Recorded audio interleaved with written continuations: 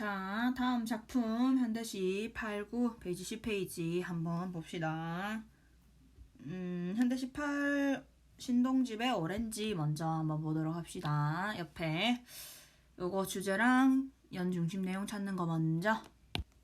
자, 주제 요약, 주제 파악하기 하고 다 해왔죠? 우리 이거 오렌지씨 딱 보니까 좀 어때? 좀 되게 좀 난해해 보이죠? 뭐 오렌지가 나를 보고 있다 그러고 오렌지는 오렌지가 아니다 뭐 그런 식으로도 얘기하고 굉장히 좀 난해한 그런 작품을 담고 있는데 이 오렌지라는 작품의 주제는요. 존재의 본질 탐구입니다.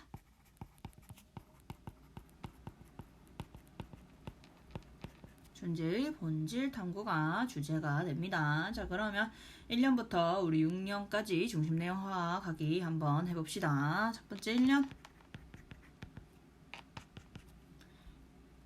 1년은 사물 그 자체로의 오렌지.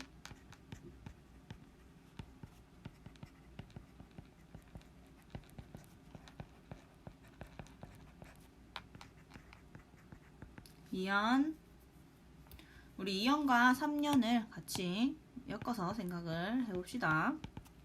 우리 같은 동사구조가 반복되고 있거든요. 오렌지의 본질을 파악하기 위해서 접근하는 나입니다.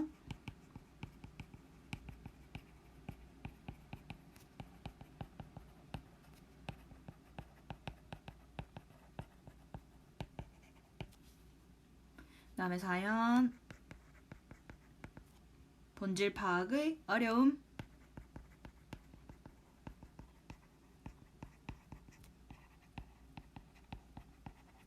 5년. 본질을 파악하지 못한다는 불안감.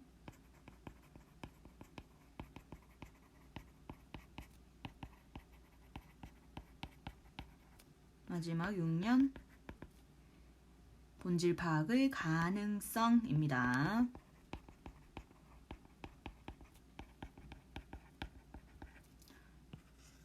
자, 그러면 앞으로 가서 본문으로 한번 돌아가 봅시다. 신동집의 오렌지. 우리 신동집이란 작가는 우리가 지금 오늘 보게 되는 오렌지와 같은 작품에서 볼 수 있듯이 이제 존재에 관한 탐구 같은 그런 시들을 좀 많이 쓴 시인이다 라고 생각을 하시면 됩니다. 자, 그러면 신동집의 오렌지 한번 본문 같이 보도록 합시다. 자, 오렌지에 아무도 손을 댈 수 없다. 자, 여기서 오렌지는요, 존재의 본질을 의미합니다. 오렌지는 아무도 손을 댈 수 없다라는 거는 오렌지 존재의 본질을 아무도 파악하지 못하고 있다, 못하는 상태다라는 이야기를 할 수 있겠죠. 자, 오렌지는 여기 있는 이대로의 오렌지다. 자, 오렌지는 여기 있는 이대로의 오렌지다. 더도 덜도 아닌 오렌지다 했어. 그러니까 본질 그 자체다라는 이야기가 되겠죠. 자, 내가 보는 오렌지가 나를 보고 있다. 자, 나도 오렌지를 보고 있고 오렌지도 나를 보고 있어요. 그러면은 나와 오렌지는 뭐야? 대등한 관계다라는 걸 알 수 있어. 왜 대등한 관계야? 얘들 어떻게 대등한 관계야? 오렌지는 인식의 대상이면서 화자를, 오렌지가 나를 본다 했잖아. 화자를 인식하는 주체로서도 지금 작용을 한다라는 겁니다.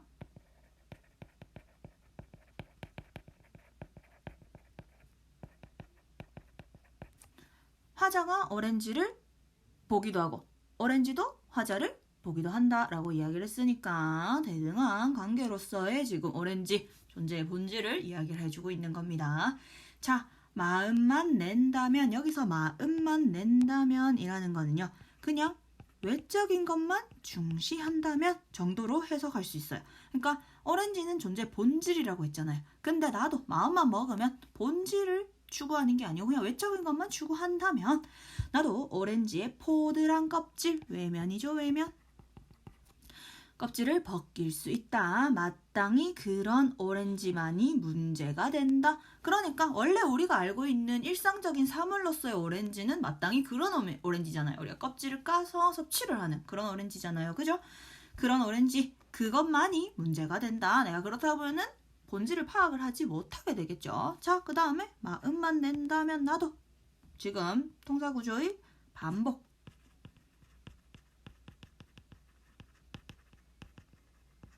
동사구조의 반복을 통해서 의미를 강조하고 있겠지. 자, 마음만 낸다면 나도 오렌지의 찹쌀한 속살을 깔 수 있다. 이거는 오렌지의 내면이 되죠. 그러니까 나는 뭔 소리야 이게. 외적인 것의 추구는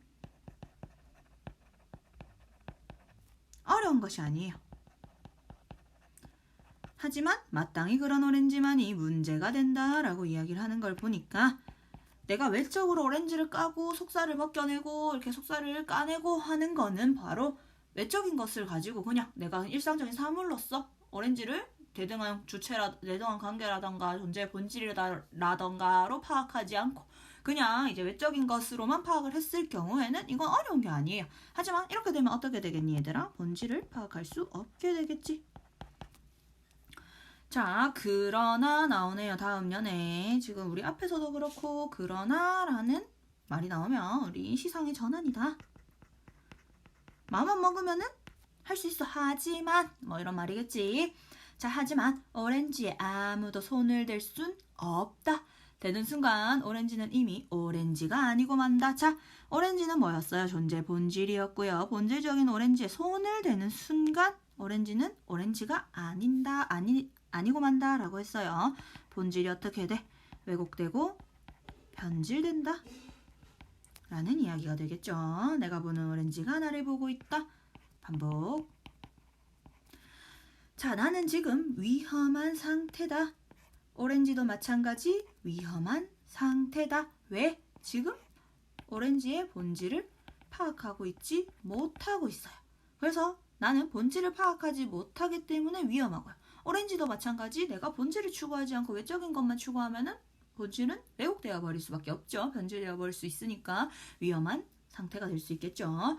자, 시간이 똘똘 대연에 시간이 똘똘 뱀의 또아리를 틀고 있다. 자, 추상적 개념 시간이라는 것을 뱀의 또아리 똘똘 틀고 있다로 이야기를 하고 있네. 추상적 개념의 구체화이면서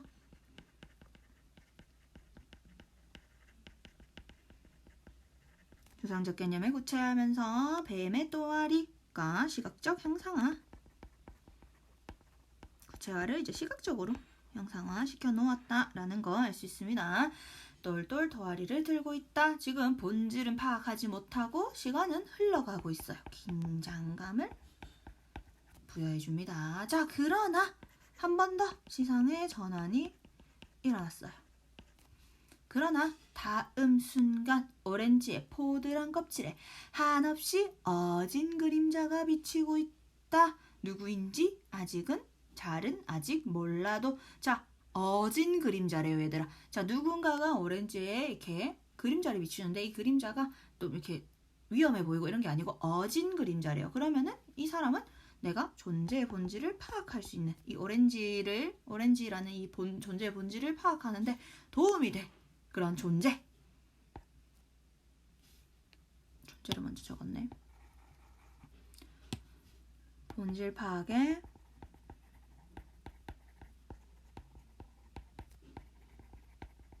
뭐 초월적인 존재일 수도 있고요. 본질 파악에 도움이 될 존재 또는 가능성. 본질 파악의 가능성을 이야기한다 라고 우리 볼 수 있겠죠. 누구인지 아직 잘은 몰라도 하고 지금 완결내고 있잖아요. 완결내고 있지 않죠. 여운을 주고 있습니다. 그리고 이거 도치법 사용됐네. 그지? 그래서 나는 아직 본질 파악을 하지 못하고 있지만 어진 그림자가 비치고 있는 거니까 곧 할 것 같다. 할 것 같은 가능성이 보인다. 라는 식으로 이야기를 해주고 있는 거겠죠. 자, 얘들아 바로 문제 푸시고 두 문제죠. 이것도 바로 문제 푸시고 이어서 들을 수 있도록 하세요. 자, 그럼 1번 봅시다. 윗글에 대한 설명으로 가장 적절한 것은 1번 시상의 전환을 꾀할 때 접속부사를 사용하고 있다. 허허 얘들아 1번부터 답 탁 튀어나오네. 뭐 접속부사 그러나 를 사용해서 시상의 전환을 꾀하고 있다라는 거 맞습니다. 자, 2번 왜 틀렸는지 볼까요? 대상의 본질을 파악하기 위한 화자의 결연한 의지가 드러나고 있다. 얘들아, 얘가 지금 본질을 파악하지 못해서 내가 위험한 상태고, 본질의 파악을 아직 하지 못한 상태고, 하고 있죠. 그런 상황에서 지금 화자의 결연한 의지는 드러나고 있지 않아요. 자, 3번 매 연의 끝에 동일한 행을 배열하여서 형식적인 통일성 부여 안 하고 있지. 첫 연과 끝 연의 도치 안 나타나고 있지. 끝 연에는 도치가 나타나고 있죠. 근데 첫 연에는 도치가 안 나타나고 있어요. 이건 첫 연이 틀렸네. 그 다음에 5번 대상의 시선은 화자를 향해 있지 못한 반면 화자의 시선은 대상을 향해 있다. 아니지. 오렌지도 나를 보고 있다 라고 이야기했잖아. 맞죠? 정답 1번이네. 2번 윗글에 대한 감상으로 적절하지 않은 것은 1번 오렌지는 화자가 그 본질을 파악하고자 하는 대상이야. 맞네. 2번 껍질을 벗기는 것은 대상의 외면적 특성을 파악해서 본질을 이해하려는 화자의 시도야. 외적인 것을 추구하는 그런 것으로도 볼 수 있겠죠. 그 다음에 3번 속살을 깐다는 것은 대상의 내면적 특성을 파악해서 본질을 이해하려는 화자의 시도야. 이게 외면적 특징이고 이게 내면적 특성이면은 이것도 맞다고 일단 한번 봐봅시다. 그 다음에 4번 아무도 손을 댈 수는 없다는 것은 대상에 대한 본질 파악이 어렵다. 맞죠? 그 다음에 5번 배암은 화자보다 먼저 오렌지의 본질을 파악하려고 하는 제3자? 아니죠. 시간을 이야기하는 거잖아. 시간이 지금 이렇게 흘러가고 있는 그런 시간의 긴장감 을 부여해주기 위한 소재로 사용된 시어입니다. 자, 얘들아, 우리 2번, 3번이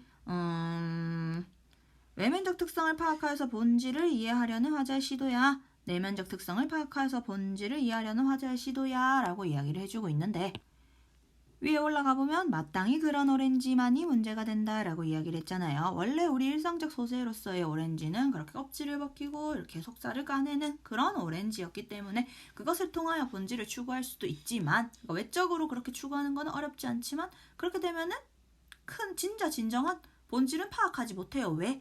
손을 대는 순간 이미 오렌지는 오렌지가 아니고 만다라고 이야기를 했으니까 그래서 본질을 이해하려는 시도는 맞지만 이걸 통해서 본질을 파악할 수는 없다라는 것까지 알고 있어야 됩니다. 자, 넘어가서 김수영의 풀 한번 봅시다. 옆에 주제 파악하기, 내용, 중심 내용 찾기 먼저 합시다. 자, 김수영의 풀이에요. 자, 주제. 우리 근데 사실 김수영의 풀 같은 경우는 원체 유명한 작품이라 가지고 좀 많이 봤을 수 있죠. 자, 주제는 민중의 끈질기고 강인한 생명력입니다.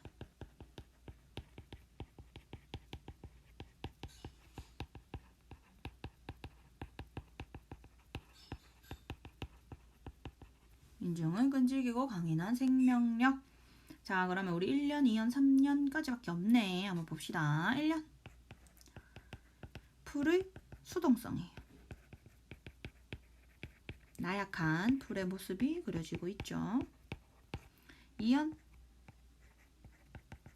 풀의 능동성입니다.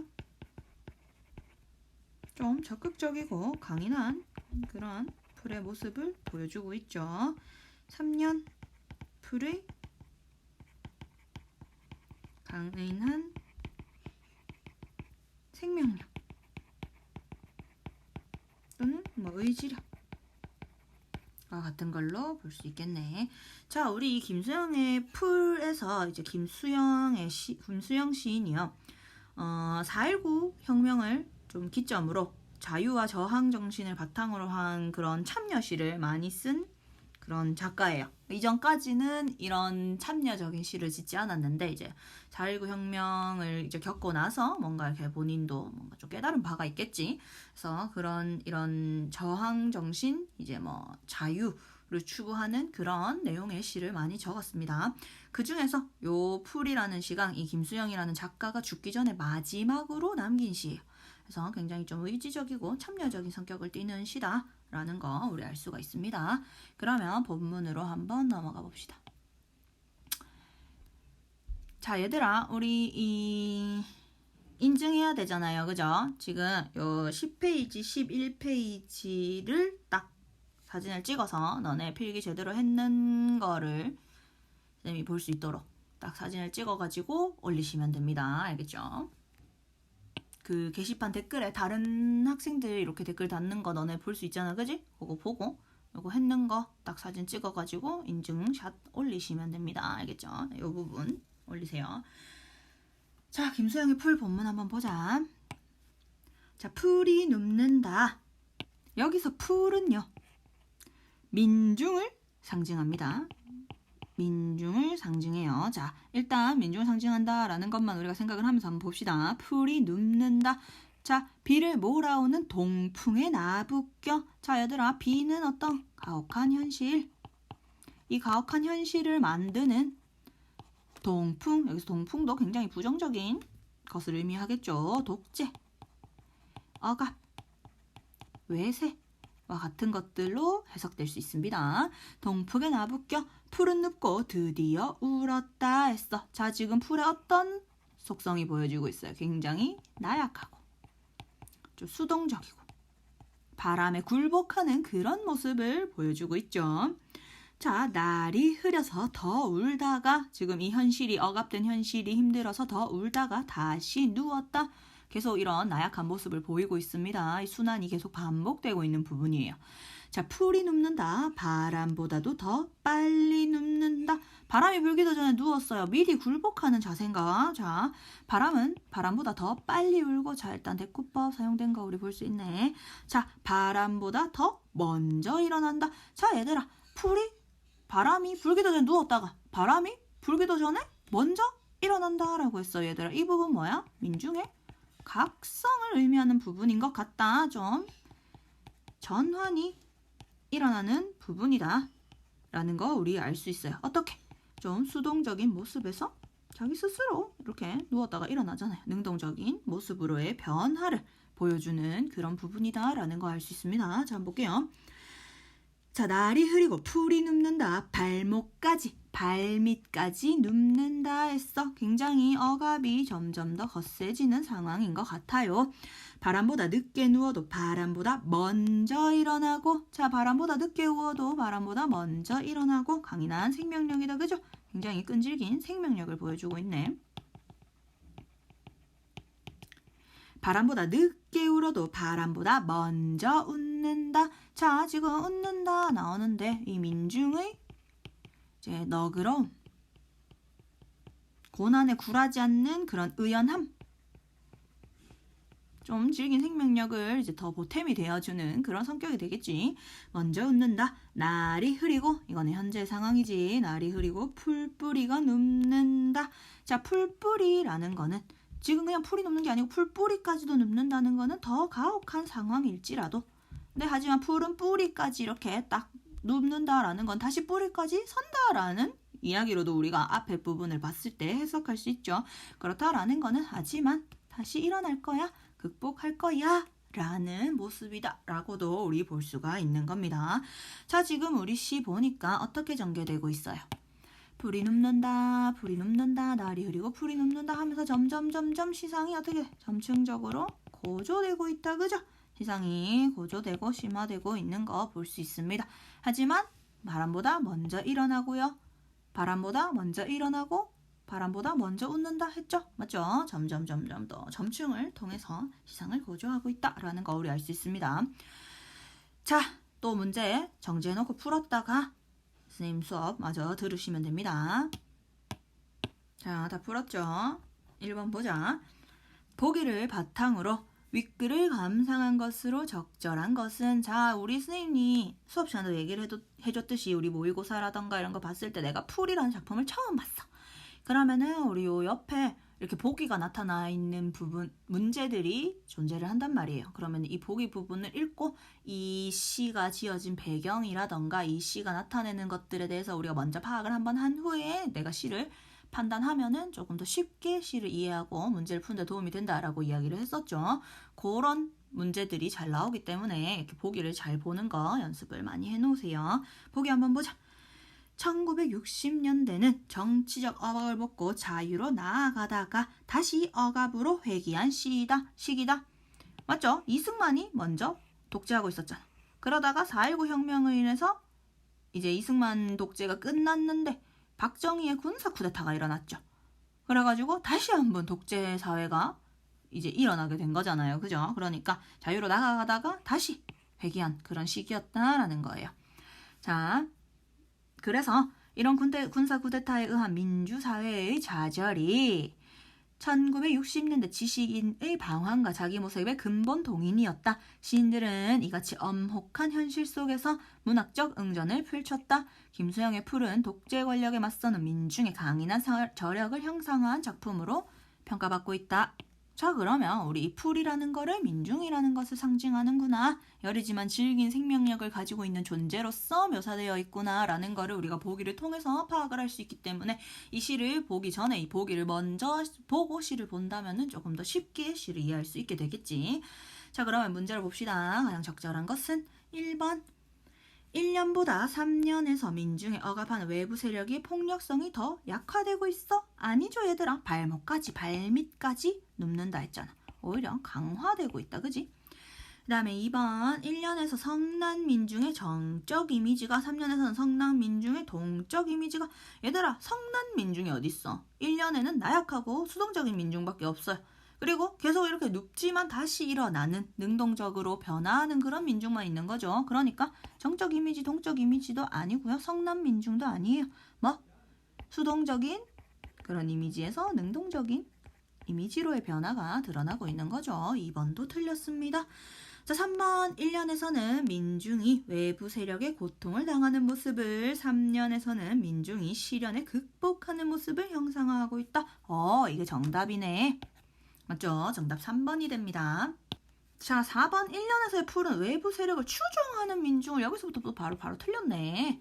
맞죠? 3년에서 풀은 외부 세력에 항거하는 민중을 상징하고 있다. 5번. 1년에서 3년까지 풀이 눕는다라는 동일한 식구를 반복하여 민중들이 현실 대응 방식이 저자세로 일관되고 있다. 저자세는 납작 엎드린 거를 저자세라고 이야기를 하잖아요. 아니잖아. 풀은 바람보다 더 먼저 일어나고 바람보다 먼저 웃고 그렇게 얘기하고 있잖아. 이건 저자세로 일관되고 있다라는 말은 틀린 말이 되겠네요. 그러면 정답 3번이 되는 겁니다. 자, 2번. 다음 두 시어가 동풍과 풀의 의미 관계와 가장 유사한 것은? 자, 우리 동풍과 풀의 의미가 어땠어? 동풍은 어떤 존재였어? 좀 풀을 억압하고 풀을 힘들게 하는 시련을 주는 존재였다. 그죠? 시력이 아니고 시련. 그럼 풀은요? 풀은 어떤 존재였어? 좀 나약하지만 그 억압을 꿋꿋하게 견뎌내는 그런 질긴 생명력을 가진 그런 존재였잖아요. 그죠? 자, 그러면 그 동풍과 풀의 의미관계가 가장 유사한 것은? 자, 1번 보자. 구렁에 낳는 풀이, 여기서 구렁은요, 고랑 이런 얘기예요. 고랑에 낳는 풀, 고랑에 이렇게 고랑에서 이렇게 싹이 튼 뭐 이런 뜻이겠죠? 고랑에서 난 풀이 봄비에 절로 길어 아를 일 없으니 귀하니 좋을 소냐. 이거는 이렇게 고랑이 풀을 억압하고 시련을 주고 이런 존재가 아니네요. 1번 일단 틀렸네. 그 다음에 2번. 오늘도 다 새거다 호미 메고 가자쓰라. 내놓는다 메거든 내놓 좀 메어주마. 오는 길에 뽕 따다가 누에 먹여보자쓰라. 뭐야? 얘들아, 이거는 뽕을 따서 누에를 먹인다라는 거는 뽕이 누에 먹이잖아. 그러면 얘네는 지금 이런 부정적인 그런 시어로 확인할 수가 없죠. 일단 틀렸습니다. 2번은 상부상조를 해라 하는 그런 노래잖아요. 그 다음에 3번. 국화야 너는 어이 3월 동풍을 다 보내고. 3월 동풍은 뭔데? 3월의 따뜻한 봄바람 뭐 이런 얘기겠지. 낙목한천에 니 홀로 피었는가? 자, 낙목한천은 나뭇잎이 다 떨어지고 이렇게 추운 하늘, 그러니까 추운 계절, 겨울과 같은 그런 추운 계절을 이야기를 하는 거예요. 그러면 국화야 낙목한천에 니 홀로 피었는가 했어. 그럼 국한의 추운 겨울을 견디고 있는 존재겠네. 3번이 맞는 것 같아요. 그죠? 자, 그럼 4번 가보자. 빙자옥질이여 논 속에 너로구나. 가만히 향기 놓아 황원호를 기약하니 안민영의 매화사다. 그지? 자, 이거는 얘들아, 이 가만히 향기를 놓는다. 이거 매화의 향기를 놓아서 매화가 향기를 풍기면서 요 황원호를 그 황혼에 떠오르는 달을 기다린다. 그러니까 얘네 둘이는 벗으로 해석되는 부분이에요. 틀렸네. 그 다음에 군뱅이가 매미가 되어서 날개도 쳐 날아올라. 높으나 높은 날개 소리는 높으나 높은 나무에 소리는 좋거니와 했어. 이거는 군뱅이가 매미가 되어서 이제 나무에 올랐다라는 거야. 그러니까 벼슬길에 올라서 승진했다? 뭐 이런 정도로 해석을 하시면 돼요. 근데 이제 너무 그렇게 위에 올라가서 권세를 이렇게 부리다가 네가 이렇게 뭐지? 잘못될 수 있으니까 너무 이렇게 막 내가 이렇게 막 어깨 세워가지고 막 그렇게 다니지 마라. 뭐 그런 걸 충고하는 작품이거든요. 뭐 5번도 틀렸네? 정답 뭐밖에 없어? 3번밖에 없네. 맞죠?